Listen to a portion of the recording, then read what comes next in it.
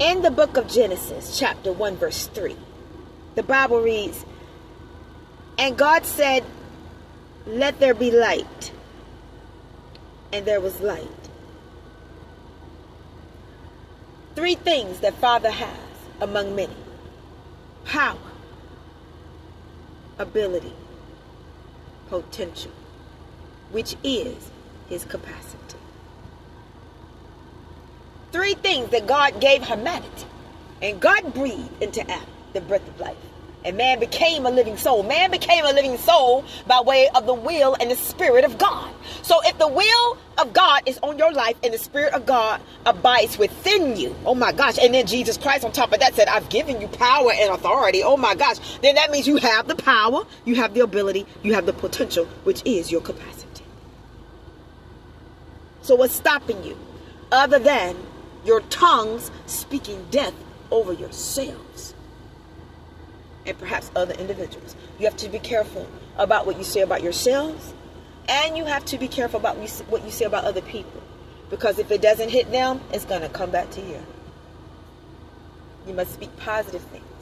And I understand nobody's going to be positive all the time. Well, see, that's where discipline must come into play. Everything in life ties back, I feel, into discipline. I want to do a separate conference too about the teaching of discipline too, and how it can just structure your life in such a way and cause you to gain so much prosperity. Even things that seem like it's working against you, it's actually working for you, because I think a lot of times we're looking at things the wrong way. And I'm very vocal in things that I feel are unjust and unfair, and I'm going to speak out about it, and I am going to speak out about it.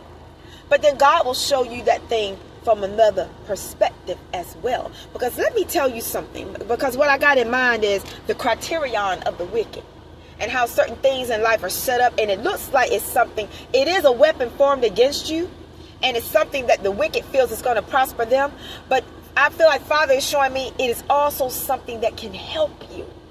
You don't see it that way because you're interpreting it as a personal attack, which it may be an attack, because you know what the devil means for bad, God will use for good. But let me tell you something about structure and punctuality and being on time, and just being under strict criterion. One thing that a demon will teach you is, I can't think of the word. A word was coming to mind, but I lost it. I'm just going to say structure, discipline, structure, discipline. Make you precise, make you on point, give you precision, make you keen in your mind, your thoughts, your understanding, your comings, your goings. You understand what I'm saying? What the devil means for bad, God will use it for good. Because being under strict criterion, no matter what institution it may apply to,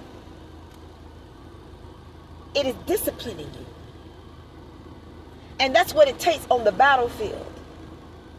When you're up against demonic forces in these last days, or in these last days up against demonic forces, I got to say it the way it's coming. It's discipline. Being on point. In spiritual warfare, you cannot afford to not be on point. Let's just take the workplaces, for example. And all this ridiculous criterion that is erected for people that are in the workplaces, in some various workplaces, maybe not all, but some.